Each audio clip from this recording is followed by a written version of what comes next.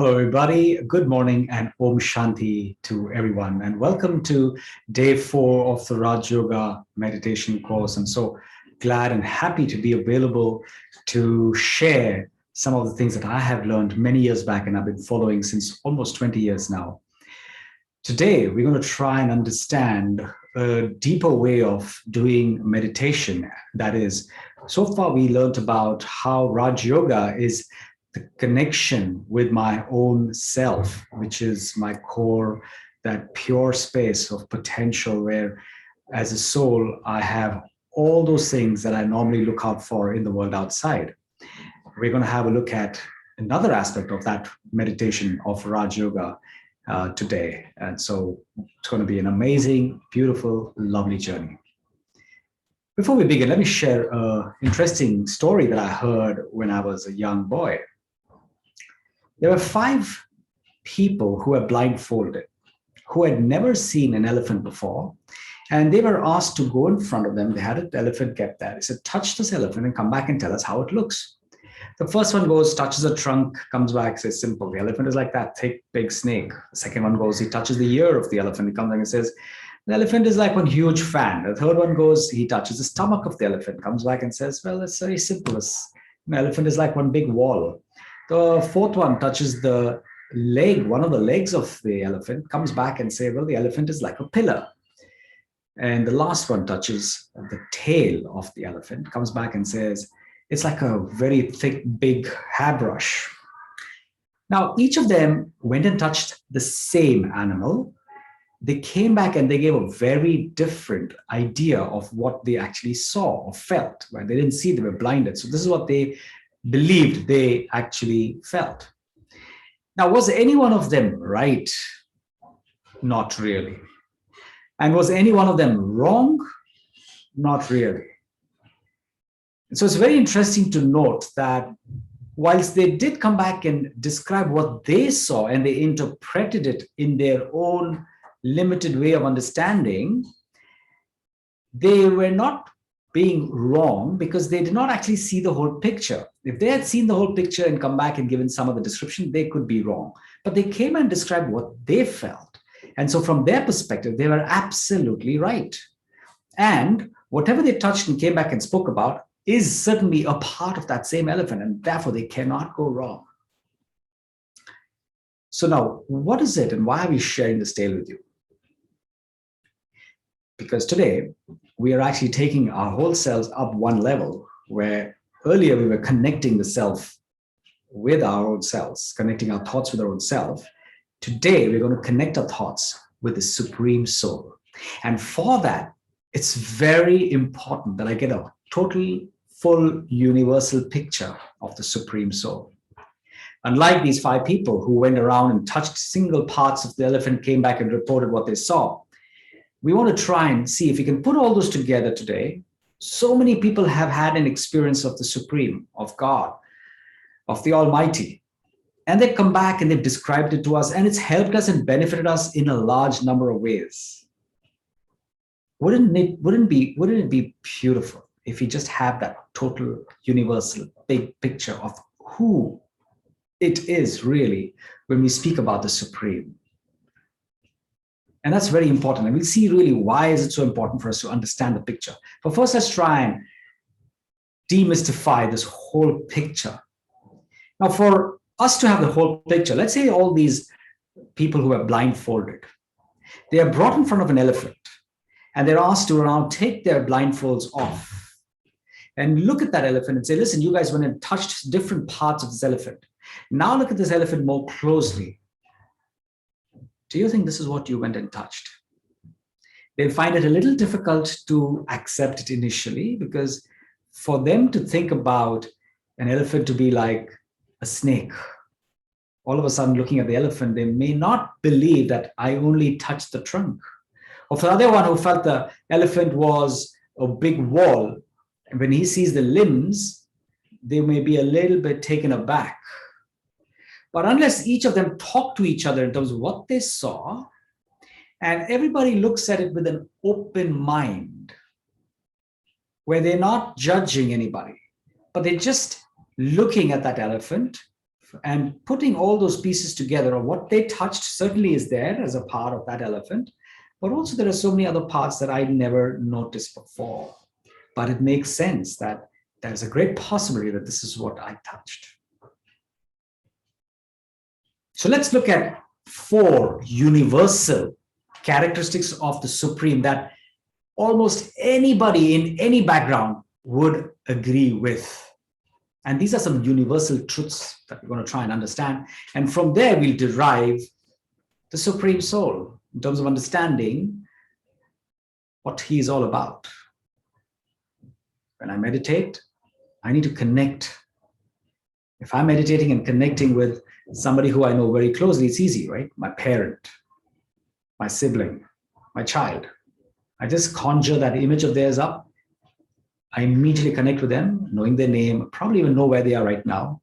And I can see them through the eye of my mind. Similarly, if I want to connect with the Supreme, the more clear the picture is, the easier it is for me to connect. The closer I get, and the more I feel the presence of the Supreme. And so it's important for us to get it right. So what are those 4 universal truths about the Supreme? The first one that every background will understand and agree with, the Supreme is the Almighty Authority, Sarva Shaktivan. There is nobody more powerful than the Supreme, which is why we all look up to him, want him to help us. When we've tried everything else, nothing works, then he is the final result. And we would like him to come and support us because he is the Almighty Authority. Second one is the Supreme is omniscient, which is Sarvagya, the one who has knowledge of everything. Mind you, I'm not saying omnipresent, Sarvavyapi, no. Because many people believe he's Sarvavyapi, many do not. And therefore, we're looking at only those aspects which are common to all backgrounds. Omniscient is common to every background, almost every religion. So when you want to look for some answer that you don't have, say, well, I don't really know. God knows. Because we believe that God knows everything. And so that's another universal truth, that the Supreme is omniscient. The Supreme knows. The third aspect of the Supreme is that the Supreme is beyond dualities, beyond birth and death, beyond the experiences of victory and defeat, beyond feelings of sorrow and happiness, pain and pleasure. The Supreme does not go through these extremes or these dualities. He's free from them. And so if you take all these 4 universal truths about the Supreme, and if you try and see what would somebody who has to fit into all of this be like, let's take the name to start with, the name of the Supreme. Amongst all the names you give, Paramatma, Allah, Vaheguru, we may say Jehovah, different ways of giving this universal name. Bhagwan, Ishwar, Paramatma or Paramatma. A name that actually connotes a lot of what his character is in terms of his form and his actions is the word Shiv. When you use the word Shiv, it actually connotes a lot about the Supreme. So what does Shiv really mean? Shiv means the seed. So if you see, the Supreme Soul is the seed of this human genealogical tree. Shiv means point. So when we see that the Supreme is beyond dualities and the Supreme is the highest on high, when you say beyond dualities means never takes birth nor dies, which means there's no physical form as such. And so the second one is Shiv means point. And Shiv also means zero, a dot. So when you are having accounts, you say, just put another zero to that particular place. It's just a dot that you put. So the form is not that of any physical form, but it's just of a point. It's like the beginning. It's the zero. It's the seed that then creates this beautiful genealogical tree that we know of. And we will see that in more detail as we move forward. So once we understand the name, once we can give the Supreme any name we like, which is close to our heart, one of the words we use is Baba. Shiv Baba. We say, why we say Baba? Baba is a father, somebody who is very close at heart with you. A child, normally the first word that comes out is uttered by a child is Ba, Ma. So it's this Baba which really is able to give us a sense of somebody who's very close at heart with us. And so we use this word Shiv Baba, making this relationship closer than we ever would imagine. So that's to do with the name. What about the form? Form is a being of light. Just as the soul is a point of light, you cannot see to the physical eyes. The Supreme Soul as well is Param Atma. It's Atma, right? It's Param, which means it is the Supreme Soul. And so when you say Param Atma, it's also having the same characteristics in terms of its form, just like the soul. We know that we are all made in God's image. So Supreme Soul and Soul. There's no difference in terms of the form. Where does the Supreme Soul reside? Where do we reside? Where's our home? We come from Param Dham, the place of silence, Shanti Dham, the place which is beyond sound, Nirvan Dham. The Supreme Soul also resides in the same place, in the same abode. The highest is his name, highest is his form, and highest is his abode. So his abode is Param Dham. Now let's be very careful. We are not talking about heaven here, please. Param Dham is not heaven. It's a soul world. It's where all of us exist. And we as humans come into this body and take our roles as we move forward because we want to express and experience all our qualities. The Supreme Soul is beyond all of that. He doesn't do that. But he comes down and descends on this earth once. He takes a divine birth, not a normal birth like we would from the womb of a mother. And we will see that in more detail. But the Supreme takes a divine birth, enters this world, and does a very important task, which is establishment of dharma. What is dharma really? When I understand that I'm a soul, my highest dharma is peace, love, happiness, purity, joy, wisdom. All those true qualities that are inside me is my true dharma. Everything else is created by man outside, body conscious things. So the Supreme has one simple role to come and remind us of who we are, help us to connect to that space, and to also talk to us about who he is, because the Supreme Soul is the only one who can give us an absolutely full picture of himself, and nobody else can, because everybody has had an experience of the Supreme, but in parts, in certain forms, in certain times. And so they've all had that sort of a draw from the Supreme. It's only the Supreme who will be able to tell us really the entirety of who he is. So this is a little bit about understanding the Supreme in terms of characteristics. Why do we need to know the Supreme? What is the purpose of us having to understand the Supreme? Remember, when you connect yourself with somebody and you actually have companionship of that person, you tend to pick up those qualities of that person, number one. Number two, in this world today, all of us as human beings, we are taken birth through the womb of a parent, and we are living here. We have physical fathers, mothers, teachers, uncles, aunts. So our environment is of human beings, and we are learning from human beings. And we understand that today there is a limitation when it comes to humans. There is love, but there may be some limitation to it. There may be some conditions over there. We could have peace, but we may not be always peaceful. Sometimes yes, sometimes not. There may be happiness and joy, but that's not constant. So with human beings, there's always a limitation.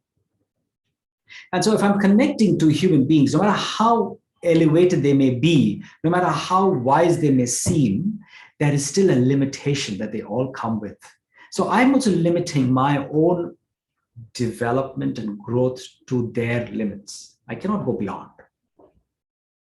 But the Supreme is unlimited in all those qualities. The ocean of peace, the ocean of love, the almighty authority, the one that's having all powers, the one who's truthful. So when we understand these as the Supreme's qualities, and if I'm connecting just with my mind, if I connect to the Supreme, and I'm able to contemplate the Supreme with all these qualities, and I'm able to establish a relationship with the Supreme, that's important. But I'm able to establish a relationship with the Supreme, then I start coloring myself with that unlimited qualities that he has. And then I too start experiencing those, and then I can bring them in my own actions and interactions. And that's the reason we need to have the connection with the Supreme. So it's not enough for us just to believe that, hey, I'm doing good things in this world and I don't think I need the support of connecting to the Supreme. We are doing good things, but we are in a limited space. The only way we can move into an unlimited space is when we connect to the Supreme. That is the source of all power and all charge of the soul.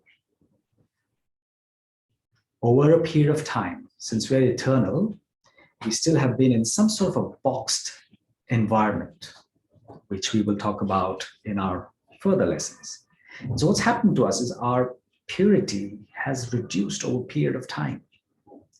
Today it stands at a space where it's really low, almost at the ebb.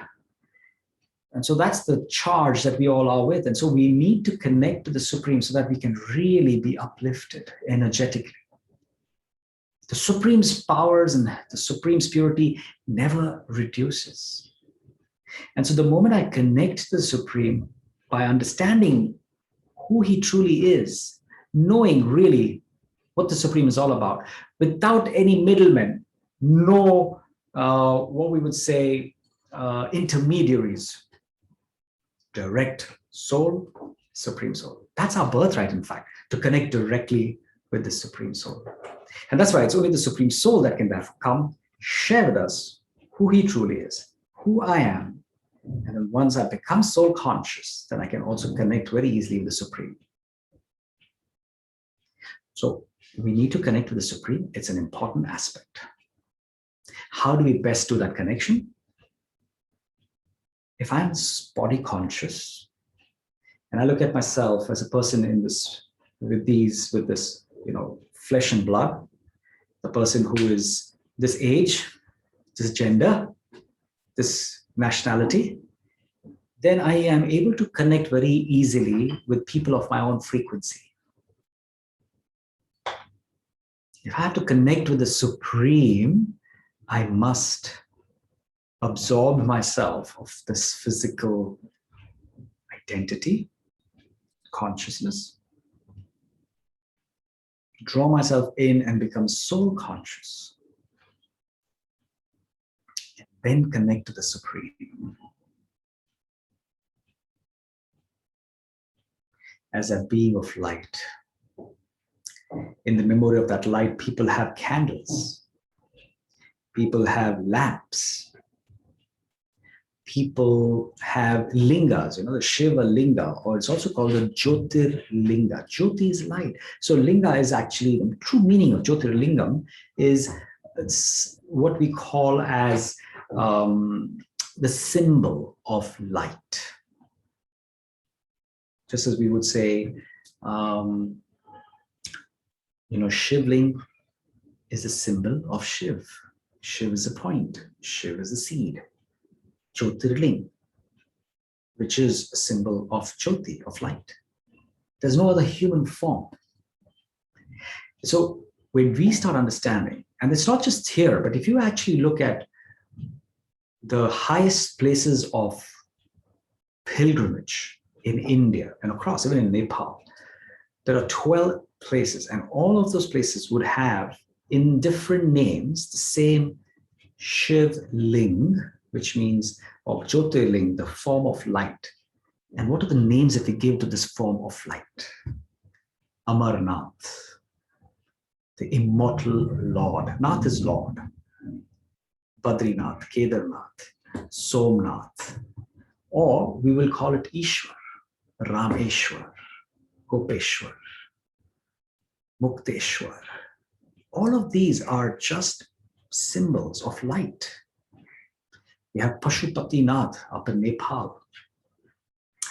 So if you look at all these aspects, and one is about Vishwanath. Vishwanath is the Lord of the entire universe. And so if you go to that space and just look at where is Vishwanath, go into that place and see, all you would see is an oval stone, which is a depiction of light. These are memorials that remind us of the original way in which we had started devotion. Afterwards, we started going into a lot of other aspects, but the original devotion started just in this form. That's why they are considered to be the highest places of pilgrimage.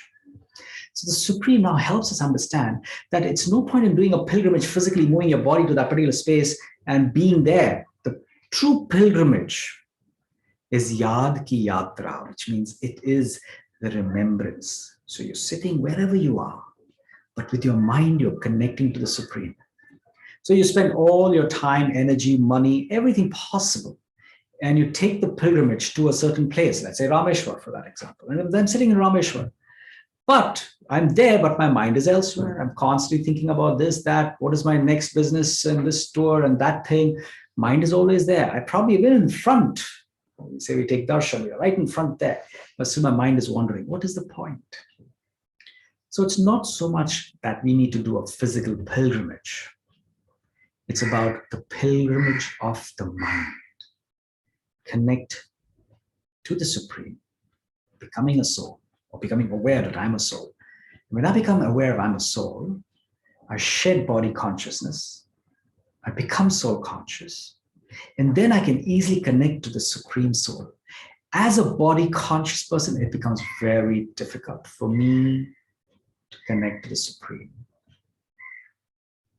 So that connection is critical, and I must be, so it's like the wires, right? You have the insulation on the top of the wire. Unless you remove the insulation, the wires don't connect. So the body is the insulation, which doesn't help you connect. And that's when all these distractions happen. Mind goes here, wanders there. We've noticed that, right? When do we go to the Supreme in a body conscious state? If I'm in body conscious state, I will remember the Supreme when I need to get something done, right? My exams are coming, and I used to do that at the school. When my exams are there, I'll always go first to the temple and then go to my school. Why? Because I need that extra blessings for that time. When there's fear, when do I remember God? When there's something that's happening and I'm afraid, I immediately remember God. I said, better remember God so that, maybe he would get offended. So I don't offend the Lord. Sort of fear, many times I worship him. When else do I go and worship him? Out of sometimes even commercial interests. So I'm starting a business of my own. And then I make God my partner. I say, listen, I'm going to do this business and I'm going to give you 10% of the share of all that I earn. So please make sure that I earn a lot of money. So we brought God into this space of, commercial aspects as well. And we're trying to see how I can get a little bit more from him when I offer him more. And then we just do it sometimes out of pure custom. So I'm there just going quickly to this, to the room where I have images of the deities. I quickly walk inside and I am actually doing a few rituals there. Whereas my mind is in the office already. It's in the that. So I have to do this, have to do that next time. I got this. So mind is elsewhere, but I'm quickly doing a ritual. Why? Because mother told me, father told me. They said, you must do this before you go. So I'm just doing that but I'm not there. So it's so important for us to realize that connection. What is my relationship with the Supreme? And what should I really be doing about it? Is that relationship there only to go and ask? Is that relationship there only to go and thank? Is that relationship there only when I have to need something, I go to that person? Well, really, just as you have a parent at home, the soul has a parent, and that is the Supreme Soul. So it's a relationship of me and the parent. So imagine how the child is with the parent. It's just a beautiful mutual relationship of love. That should be our first and foremost connection to the Supreme. Everything else should come later on. First, it's just love. I just have to love the Supreme, because the Supreme is the ocean of love. And so I am connected to him with love. The relationship of love is the fundamental basis of your connection with the Supreme. And that's when you're really doing yoga. Because if I'm trying to remember the Supreme out of fear,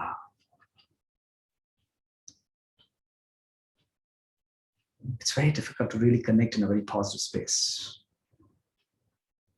You don't get the best from somebody when you're actually connecting with them in fear. You want to avoid them. You want to quickly do something and move away.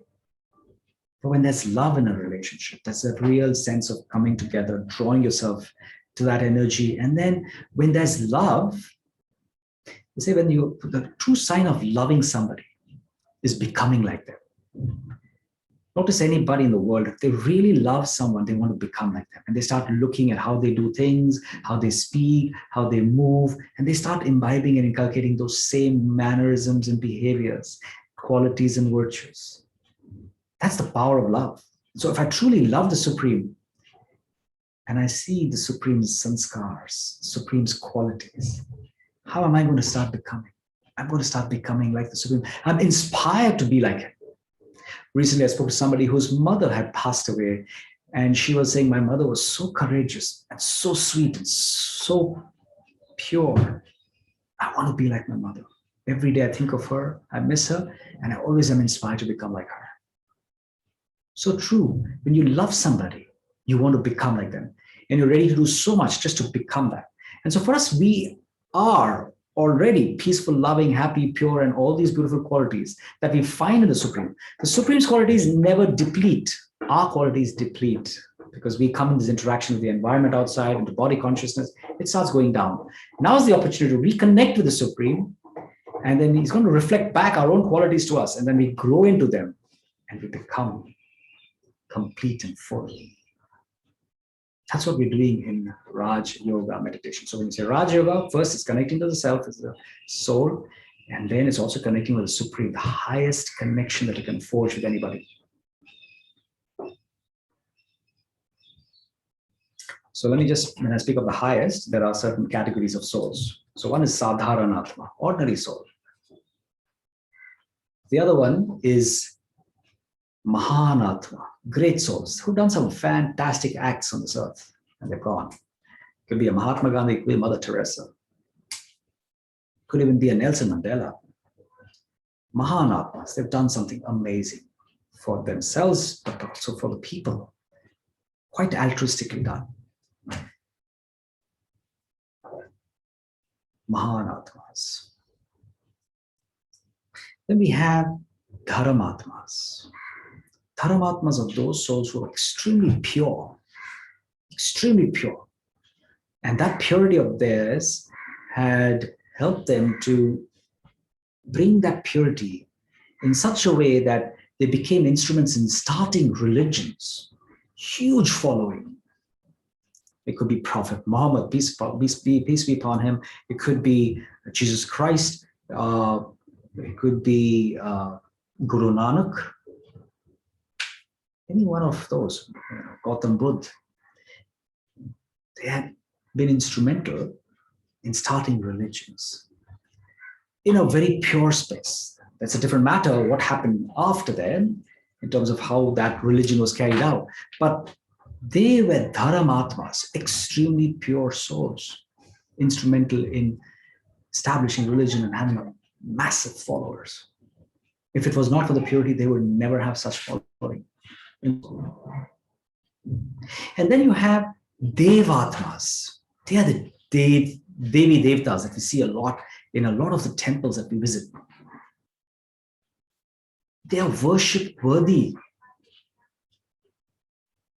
Always they've been given, they've been cheerful, they've been so happy, they've been so loving. And so they looked up to not just as great people, but as worship worthy souls. That's how great they were. Our own ancestors.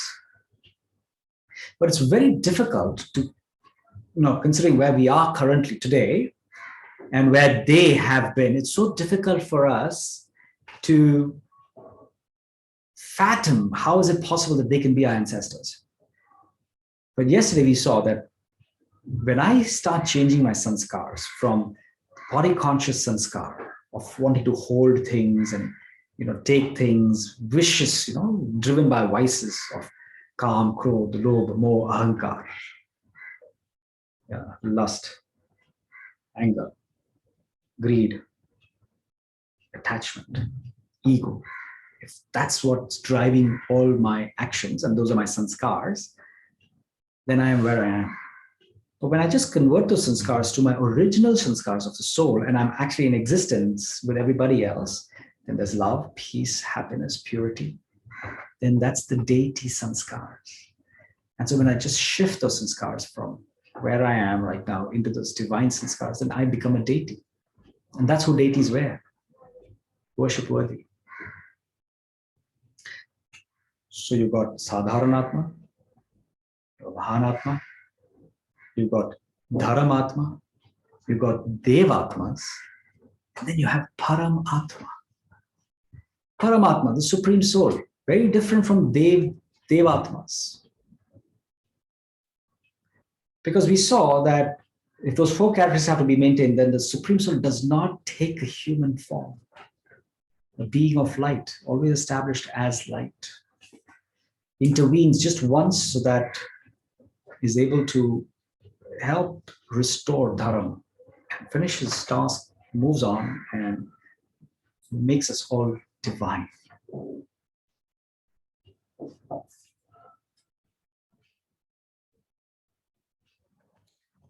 Let's try and understand how can we have yoga. What is the way in which we can have yoga and connection with the Supreme? I mentioned earlier that it's very important that I have this foundation of love. I must develop love for the Supreme Soul, the Supreme Father. And so you need to connect, have all relationships that's possible with the Supreme. You can make the Supreme your father, your mother, your teacher, your preceptor, your guru, your Satguru, your child, your spouse, all relationships. Establish them with the Supreme, because as a soul, you're connecting with the Supreme Soul, and therefore you can have all these relationships. And you'll notice that if there's anything missing in any physical relationship, when you start establishing with the Supreme Soul, you will feel there's no lacking of any relationship in your physical life as well. That's the power of how the soul gets filled by the Supreme's love, and it really makes it complete in all ways. So first, it's a foundation of love. Second one, we've got to let go of certain limited beliefs that we've actually held on to before. And so you may have heard a lot of new things about the Supreme. One is the ocean of love, and the Supreme is the one who is always giving love, which means that when you get sorrow and pain, it's not the job of the Supreme to give you sorrow, pain, and to punish you. That's not the work of the Supreme. We have our own actions that we do for which we receive fruits. It's not his actions that do that for us. And so we need to understand that there's a difference between what I do and what are the things that the Supreme does. And also the fact that we're trying to understand the Supreme as a being of light. We're trying to see if I can meditate upon him with my eyes open. All these may be a little bit new for us. That's perfectly fine. I remember this person who's a pole vaulter, right? A brilliant pole vaulter. And every time he would keep breaking his own record. And one of the most important aspects of him doing the best pole vaulting was he had to let go of the pole that helped him to get up there on time. And that was one of the most important things he was saying as a pole vaulter, was to time yourself in such a way that I've got to let go of the pole in the right time. Imagine that he fell in love with that pole so much that it took him all the way on the top. He didn't want to leave the pole. Why? Because, hey, this is the pole that let me come here. And so he continues to hold that pole there, and he would never be able to go across without dropping the bar. We too, where whatever our belief systems have been so far, that has helped us to reach where we are 100%, no doubt. We nevertheless learn things which are more clear to us as we move forward, which sound more logical to us, which sound more right. And we feel that, yes, this is when we actually have an open mind and we actually see the reasons and the light behind what is being said. But it's very important for us to let go of the stick or the pole if you truly want to go across. And so very important for us to understand that I must become soul conscious when I'm remembering the Supreme. And I need to also look at the Supreme as the being of love, peace, and purity. And I must connect with him in that space. So let's do that together now. So I'll play some music for you, and then we can have some very nice meditation on the Supreme. It's a very different meditation you're going to have. It's going to be very unique, and you're going to love it. So be with me. So relax your body. Just feel easy. If you're holding on to anything, just let it go. Have a straight back. Deeply breathe in a few times, and just prepare yourself for the journey upward.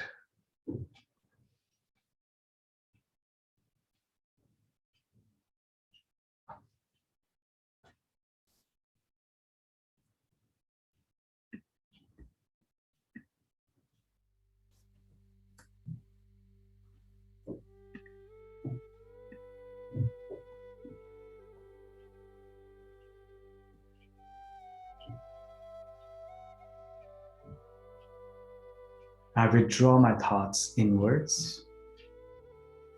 I free myself from all judgment, analysis, overthinking. I free myself from the future, the past, and I just become available in the present moment and experience the self as a being of light. I'm a soul, peaceful and pure, looking through these eyes, listening through my ears, speaking through my mouth, breathing through my nose. I am the master, the soul, the one who's getting all of these things done. So I clearly visualize myself as a tiny point of light behind my eyes. And I feel I am seated there right now. Allow this feeling to grow in silence.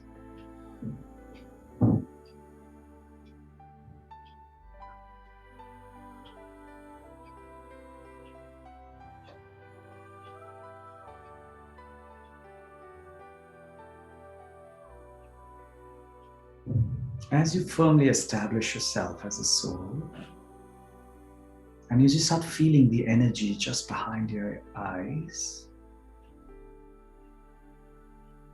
and as you strengthen that more and more, make it more and more clear, turn your thoughts upwards, far beyond the physical boundaries of the universe. Way up, beyond everything corporeal, beyond matter. And watch your thoughts transcend into this wide, unlimited space of silence, where you're surrounded by self-luminescent golden red light. very gentle to the eyes, very pure, huge, and silent and still.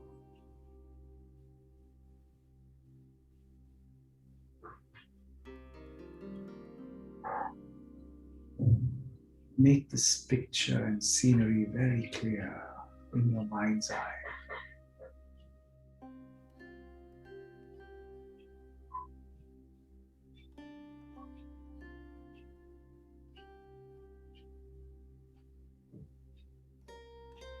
This is home, sweet home.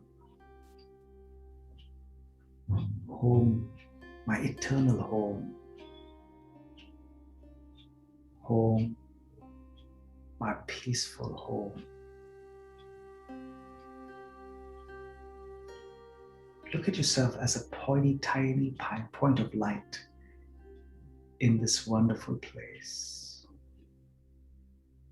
Sparkling, full of peace.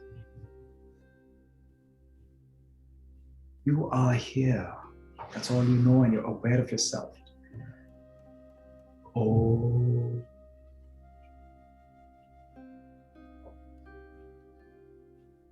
I am a peaceful soul. You just feel peace, and you feel that you are aware that you are in this unlimited space. There's no other consciousness of the body, the world, nothing. Just you are here. Oh.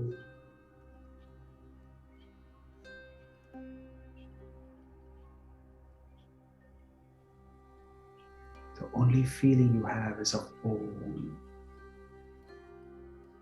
Oh.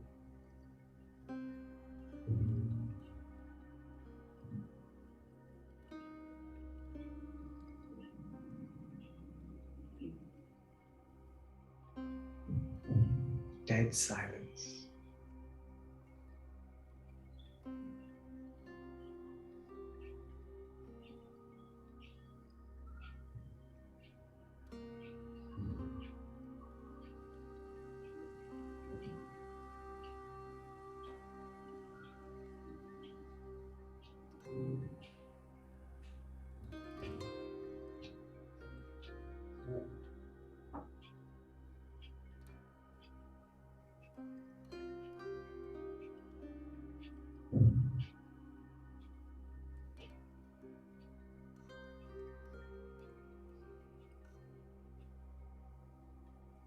As you enjoy this homely experience, the experience of being bodiless,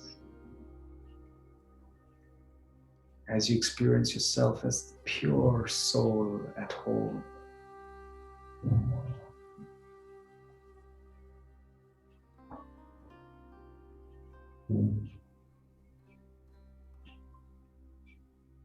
there appears right in front of you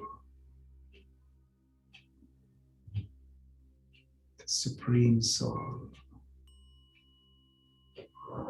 When you're at home, you do meet your parents.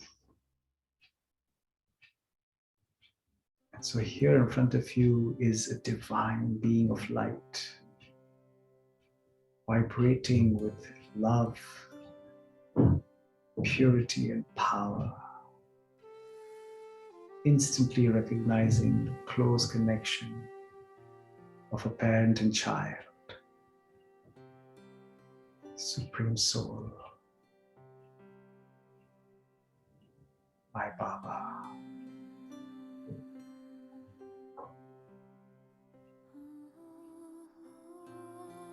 Someone I've been looking for so long.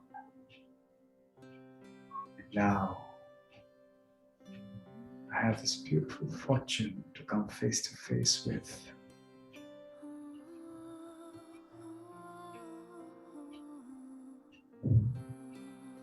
Allow yourself to enjoy this experience, the meeting of the soul with the Supreme.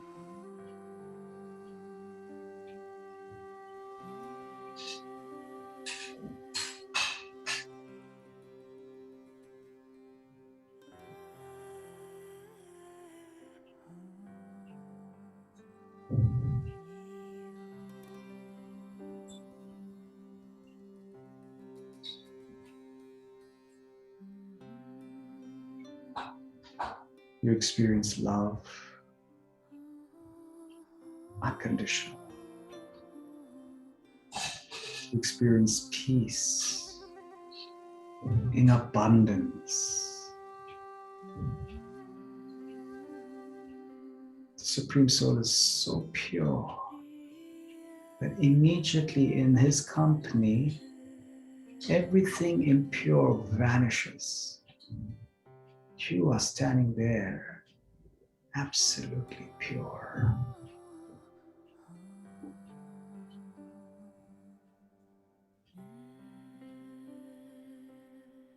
The soul is getting filled, powers and virtues of the Supreme Soul.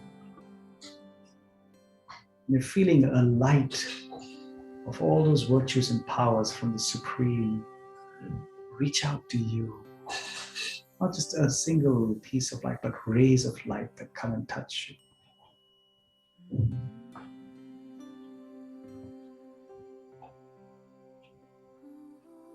You just bask in the rays of those light and you enjoy every bit of it.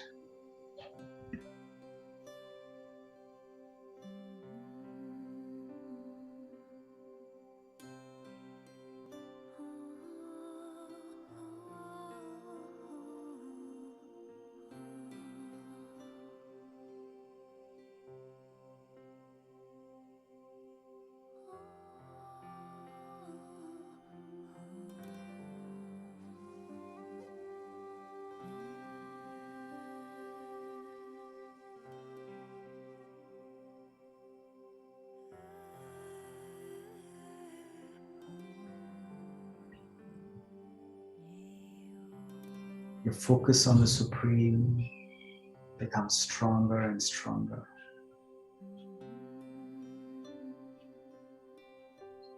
And you're able to feel the love and the power touch deep inside the soul.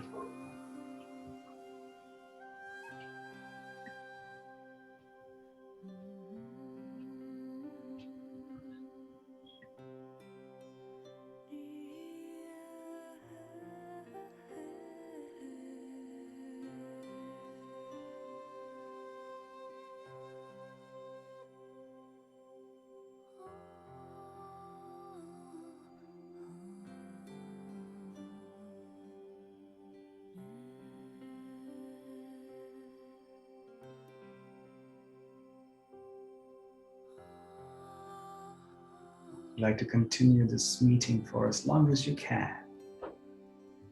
You also know that you've got other things to do as the soul on earth, but you know that now it just takes you a few thoughts to come back into this blissful experience whenever you want. Supreme signals to you. He's always here, always available. His love, purity, power, all is for you. And you feel most welcome. And you draw your thoughts back to the place you're sitting, becoming aware of everything around you.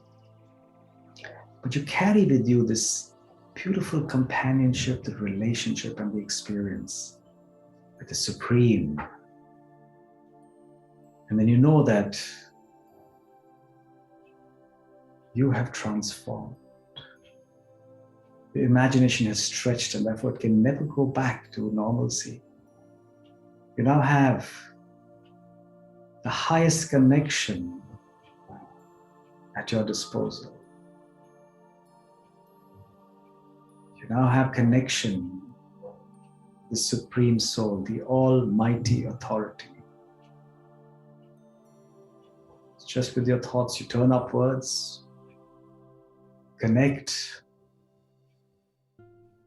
experience, empower, and come back. There will never be an empty moment in your life. There will never be a need for you to ask from things and people around you.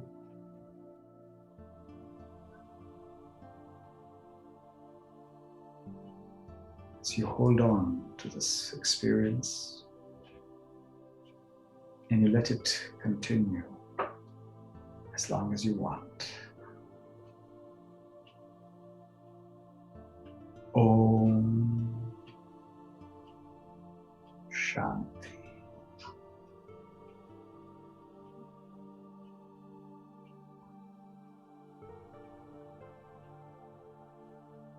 So if you have any questions, please feel free to put them in the chat box. I'll be very happy to respond to them back. Over to you.